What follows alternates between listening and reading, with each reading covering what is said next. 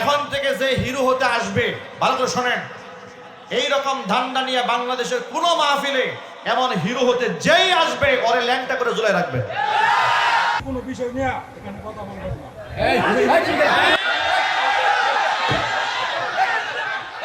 এই বেয়াদবটাকে সরাই দেন, সরাই দেন।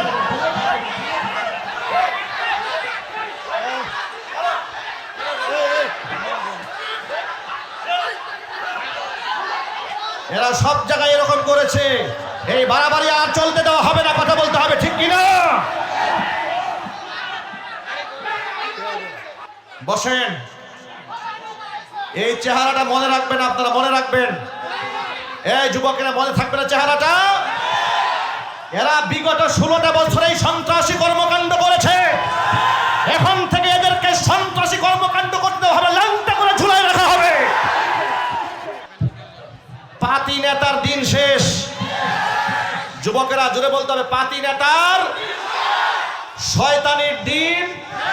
কোরআন সুন্নাহর বাংলাদেশ। বিগত 16 বছরে মদ গাঞ্জা খাইয়া বহুত বক্তাদেরকে তোমরা বেইজ্জত করেছ। এখন যুবকদের জুতা স্যান্ডেল সব মাহফিলে প্রস্তুত থাকতে হবে। কোন আলেমদেরকে শিক্ষা দিতে আসলে এমন শিক্ষা দিয়ে দিবেন আগামী 100 বছর বাপদাদা 14 গোষ্ঠী যেন মনে রাখে। সুতরাং যুবকেরা বসে যান, আপনারা বসে যান, বসে পড়েন। সে একটু হিরো হইতে আসছিল আর কি, কথা বলেন। কি হইতে আসছিল? হাজার হাজার মানুষ বসে আছে, অসংখ্য ক্যামেরা আছে, তার একটু হিরো হতে মন চাইছিল। এখন থেকে যে হিরো হতে আসবে, ভালো করে শোনেন, এই রকম ধান্দা নিয়ে বাংলাদেশের কোনো মাহফিলে এমন হিরো হতে যেই আসবে ওরে ল্যাংটা করে ঝুলাই রাখবে। ওর তো একটু ভাইরাল হতে মন চাইছে। কি হতে জুড়ে বলেন? এর একটু ভাইরাল হতে মন চেয়েছে, ওরা জীবনের তরে ভাইরাল করে দেবেন আপনারা। অনেক সহ্য করেছে 16 বছর, সামনে আর সহ্য করা হবে না। কোরআন সুন্নাহর বিরুদ্ধে উপদেশ যেখানে আসবে সেখানে এদেরকে পুঁতে ফেলা হবে, কথা বলতে হবে মুসলমান, ঠিক কিনা? প্রিয় ভাইরা, বাংলাদেশ দ্বিতীয়বারের মতো স্বাধীন হয়েছে। আপনারা এতে খুশি না বেজার? কম না বেশি? এই মাহফিল করতে গিয়ে কি এসপিওসি ডিসির পারমিশন প্রয়োজন হয়েছে এই বছর? আমরা আশা করব এদেশের স্বাধীনতা সার্বভৌমত্ব যতদিন টিকে থাকবে কোরআনের ময়দানের আলোচনা করার জন্য কোনো পারমিশনের প্রয়োজন হবে না, ইনশাআল্লাহ বলেন। যুগ যুগ ধরে এদেশে তাফসীর মাহফিল হয়েছে, কোরআনে কারিমের মঞ্চ সেজেছে এদেশে বহু বছর ধরে। থানা থেকে, এসপি অফিস থেকে, ডিসি অফিস থেকে পারমিশনের কোনো প্রয়োজন ছিল না। জালেম স্বৈরা শাসক যখন দেখলো কোরআন সুন্নাহ বিরোধী তাদের সমস্ত অপকর্মের বাধা হচ্ছেন দেশের উলামায়ে কেরাম, বিভিন্ন তাফসীর মাহফিলে বসে তারা তাদের ইসলাম বিরোধী কর্মকাণ্ডের কঠিন প্রতিবাদ এবং প্রতিরোধ গড়ে তোলেন। স্বাধীনভাবে তারা যেন কথা বলতে না পারেন, কোরআনে কারিমের মাহফিলের মধ্যে বিভিন্ন ধরনের বিধিনিষেধ আরোপ করা শুরু করে দিল। কথা বলে না, ঠিক কিনা বলেন? যার দরুন তারা মাহফিলগুলোর মধ্যে পারমিশনের জন্য নাটক করে করে এমন অবস্থা করেছে, কর্তৃপক্ষকে এত মাজলুম করে ফেলেছে। অনেক মাহফিল কর্তৃপক্ষ আশাহত হয়ে গিয়েছে, নিরাশ হয়ে গিয়েছে যে মাহফিল বোধহয় আমাদের দ্বারা করা সম্ভব নয়। আবার থানায় গেলে বক্তাদের নামের তালিকা দেওয়া হতো, এই আলেম এলাকায় আসতে পারবে না, তাদেরকে আসতে দেওয়া হবে না। কেন দেওয়া হবে না? তারা উস্কানিমূলক কথাবার্তা বলেন ইত্যাদি বলে বলে আলেমদের নামে বিরাট একটা ব্ল্যাক লিস্ট তারা তৈরি করেছে। সাবেক বিচারপতি শামসুদ্দিন চৌধুরী মানিক ওরফে কালামানিক, এই কালামানিকের নেতৃত্বে বাংলাদেশের শীর্ষস্থানীয় 116 জন আলেমের নামের তালিকা তৈরি করে দুদকে জমা দেওয়া হয়েছিল। দুদক কর্তৃপক্ষ তদন্ত করে যেন বের করতে পারে এই দেশের আলেমরা কি পরিমাণ অর্থকড়ি রাষ্ট্রের সম্পদকে লুণ্ঠন করেছে, তারা অবৈধ ইনকাম করেছে। আলেমদের নামে তালিকা তারা তৈরি করেছিল। আমি আপনাদের কাছে বিনয়ের সাথে জানতে চাই, এক বাক্যে জবাব দেবেন, এদেশের আলেমরা দুর্নীতিবাজ? জবাব সকলে দেন। এদেশের আলেমরা দুর্নীতিবাজ, টাকা পাচারকারী? আলেমরা যদি দুর্নীতিবাজ হতো, টাকা পাচারকারী হতো, তাহলে তারা মুখের দাড়ি কামিয়ে দেশ ছেড়ে পালায়ে যাওয়ার ধান্দা করত। আলেমরা যদি বিচারপতি কালামানিকের মতো ধান্দাবাজ লম্পট শ্রেণীর হতো, দুর্নীতিগ্রস্ত হতো, তাহলে কালামানিকের মতো দাড়ি রেখে পাগলের বেশে, ফকিরের বেশে বাংলাদেশ বর্ডার ক্রস করে ভারত যাওয়ার ষড়যন্ত্র কালামানিকের মতো আলেমরা করত। কিন্তু আলেমরা তা করেনি, কিন্তু কালামানিকরা করেছে। আল্লাহ রব্বুল আলামিনের কি চমৎকার ফয়সালা!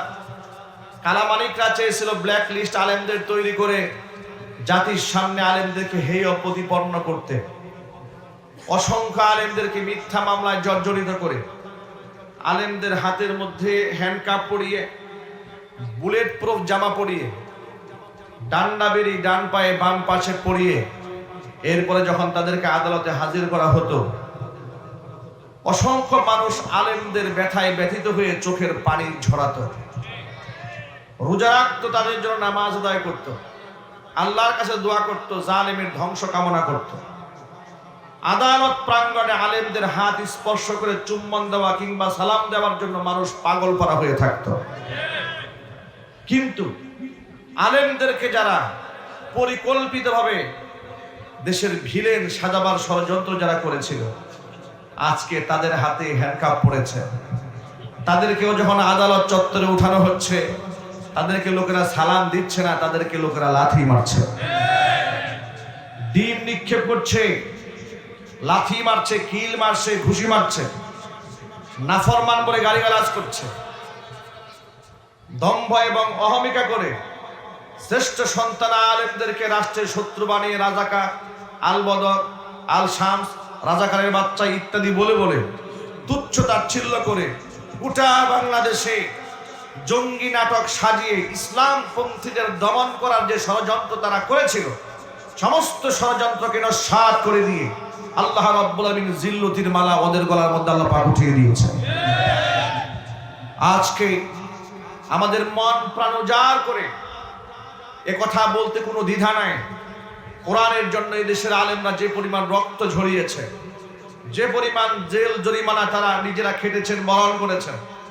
আমি নিজেও 2018 সনে আমাকে গ্রেফতার করা হয়েছে। তাফসীর মাহফিল থেকে, স্টেজ থেকে নামিয়েই আমাকে গাড়ির মধ্যে উঠিয়ে রওনা হয়েছে গ্রেফতার করে। জিজ্ঞেস করেছে আমাকে নিয়ে যাচ্ছেন কোথায়? ভয় পেয়েছিলাম, মনে করেছিলাম বোধহয় গুম করে ফেলবে। তারা বলল আপনাকে থানায় নিয়ে যাচ্ছে। জিজ্ঞেস করলাম আমার অপরাধ? তারা বলল অপরাধ কি জানি না, সব উপরের নির্দেশ। এরপরে পরের দিন আদালতে হাজির করা হলো, হাতের মধ্যে হ্যান্ডকাপ পরিয়ে গরুর রশি দিয়া বেঁধে কোর্টে যখন হাজির করা হলো, তখন জানতে পারলাম মামলার ইজহারের মধ্যে লেখা হয়েছে কোনো এক গুপ্ত মিটিং থেকে আমাকে ধরা হয়েছে। আমার পকেটে সেখানে 16টা ককটেল ছিল। এটা আমি আমার কথা বলছি, আমার নামে লিখেছে গুপ্ত মিটিং থেকে আমাকে ধরে নিয়েছে। অথচ যে কারাগারে আমাকে রাখা হয়েছিল, কারাগারের পেছনেই ছিল মাহফিল, ওই কারাগারের সুবেদার তিনি ওই দিনে আমার মাহফিলের শ্রোতা ছিলেন, আমার সামনের সারিতে বসা ছিলেন। তিনি যখন জেলখানা আমাকে দেখেছেন, হঠাৎ করে তিনি অবাক হয়ে গেছেন, হুজুর গতকাল না আপনি মাহফিল করলেন? বললাম হ্যাঁ। যে প্রশাসন আমাকে মামলা দিয়েছে যে আমাকে কোথায় কোন গুপ্ত মিটিং থেকে আমাকে ধরেছে, আমার পকেটের মধ্যে 16টা ককটেল ছিল। চিৎকার দিয়ে করে নাউজুবিল্লাহ। এইভাবে অসংখ্য মিথ্যা মামলা দিয়ে তারা আলেমদেরকে টর্চার করেছে।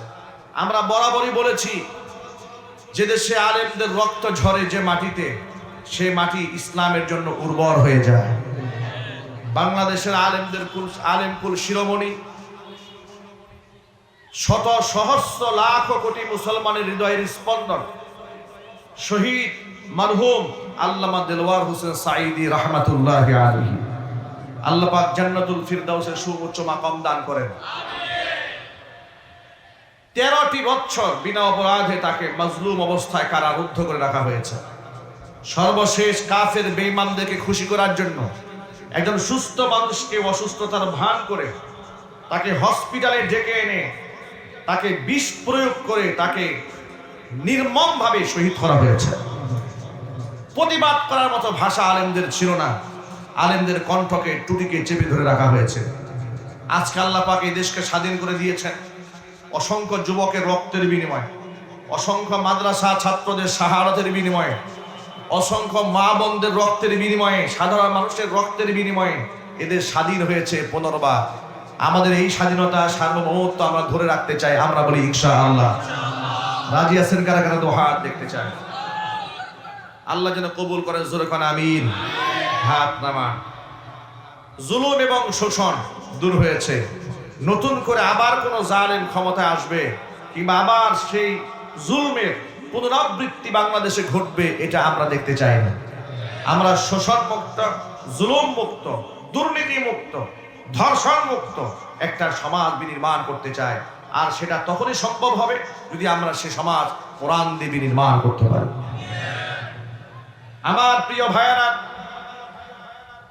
আল্লাহ রাব্বুল আলামিন কোরআন মাজিদের সূরা মাইদার মধ্যে দ্ব্যর্থহীন ভাষায় ঘোষণা করেছেন, আল ইয়াউমা আকমালতু লাকুম দীনাকুম ওয়া আতমামতু আলাইকুম নি'মাতি ওয়া রাদিতু লাকুমুল ইসলাম দীনা। আল্লাহ পাক বলেন, আজকের এই দিনে আমি তোমাদের জন্য তোমাদের দিনকে পরিপূর্ণ করে দিলাম, আমার নিয়ামতকে তোমাদের জন্য পূর্ণ করে দিলাম। ওয়ারাদিতু লাকুমুল ইসলাম দীনা, দিন হিসেবে, ধর্ম হিসেবে আমি আল্লাহ তাআলা তোমাদের জন্য ইসলামকে মনোনীত করে নিলাম।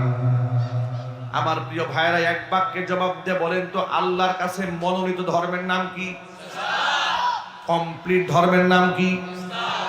কোরআন মাজিদ আল্লাহ পাক সূরা আলে ইমরানে ভিন্ন আয়াতে বলেন, ইন্নাদ-দীনা ইনদাল্লাহিল ইসলাম, আমি আল্লাহর কাছে একমাত্র গ্রহণযোগ্য ধর্মের নাম হলো ইসলাম। জোরে কর সুবহানাল্লাহ। 90 থেকে 95% মুসলিম অধ্যুষিত এই সোনার বাংলাদেশী আমরা বাম এবং রামদের নেতৃত্ব দেখেছি, তাদের রাজত্ব দেখেছি, এখনো পর্যন্ত কোরআনী শাসন ব্যবস্থা দেখার সুযোগ আমাদের হয় নাই। কোরআনী শাসন ব্যবস্থা চালু হোক, এটা আমরা চাই না। এটা কি মুখে মুখে চান না অন্তর দিয়ে চান? না, এটা একটা বারের জন্য হলেও কোরআনী শাসন ব্যবস্থাটা কেমন হয় একটা বারের জন্য হলেও দেখার দরকার আছে না? একটু যদি বলেন না আপনারা। দেশ স্বাধীন হয়ে গেল, 52 বছর পার হয়ে গেল, অন্তত একটা বার এদেশের আলেম সমাজকে, এদেশের ধার্মিক ব্যক্তিদেরকে, ইসলামপন্থীদেরকে, ডানপন্থীদেরকে একটা বার সুযোগ দেওয়া উচিত অন্তত পক্ষে দেখার জন্য কোরআনী শাসন ব্যবস্থা কেমন হয়। আমরা আশাবাদ ব্যক্ত করতে পারি ইনশাআল্লাহ দুর্নীতি 0% নেমে আসবে, বিদেশে টাকা পাচার করা বন্ধ হয়ে যাবে, মানি লন্ডারিং চলবে না, ঘুষ দুর্নীতি বন্ধ হয়ে যাবে, বেপরদা বন্ধ হয়ে যাবে, চুরি বন্ধ হয়ে যাবে। আমাদের বাংলাদেশে কি চুরি বন্ধ হয়েছে? একটু জোরে বলেন। চুরি আছে না নাই? হাজার হাজার কোটি টাকা বিদেশে পাচার হয়ে গেছে। আপনারা শিক্ষিত মহল খবর রেখেছেন, গতকালকেও পত্রিকার মধ্যে দেখেছেন এই সালাম গ্রুপ দেশ থেকে যত টাকা বিদেশে পাচার করেছে, কোন এক নমরুদের অ্যাকাউন্টে সে টাকা ট্রান্সফার হয়ে গেছে 50%। কথা বলতে হবে, ঠিক কিনা বলেন? কোন এক নমরুদের অ্যাকাউন্টে সে টাকা ট্রান্সফার হয়ে গেছে। এভাবে রাষ্ট্রকে ফতুর করে দেওয়া হয়েছে। উন্নয়নের গীত গেয়ে রাষ্ট্রের সমস্ত সম্পদকে লুটে পুটে খেয়ে লক্ষ কোটি টাকা ঋণ এই জাতির ঘাড়ের মধ্যে চাপিয়ে দেওয়া হয়েছে। আমি আপনাদের বিনয়ের সাথে বলবো, দেখুন, ইসলাম যদি কোনো দেশে কায়েম হয়, সে দেশের জন্য আল্লাহ পাকের রহমতের দুয়ার আল্লাহ উন্মুক্ত করে দেয়। এটা আল্লাহ পাকের ওয়াদা, এটা আমার কথা নয়। আল্লাহর ওয়াদাটা একটু শুনুন। আল্লাহ পাক কোরআন মাজিদ সূরা আরাফের মধ্যে বলেছেন, 9 নম্বর পারার হিফজ কোরআন মাজিদের 2 নম্বর পৃষ্ঠার শুরুতে আল্লাহ পাকের বাণী, লাউ আন্না আহলাল কুরা আমানু ওয়াত্তাকাউ লাফাতাহনা আলাইহিম বারাকাতিন মিনাস সামাই ওয়াল আরদ। জনপদের লোকেরা, এলাকার লোকেরা, দেশের লোকেরা যদি ঈমান আনয়ন করে আমি আল্লাহর উপরে, ওয়াত্তাকাউ এবং তাকওয়া ভিত্তিক জীবন যাপন করে, লাফাতাহনা আলাইহিম বারাকাতিন মিনাস সামাই ওয়াল আরদি, আসমান এবং জমিনের রহমতের দুয়ার ওই জাতির জন্য, ওই জনপদের মানুষের জন্য আমি আল্লাহ উন্মুক্ত করে দেব।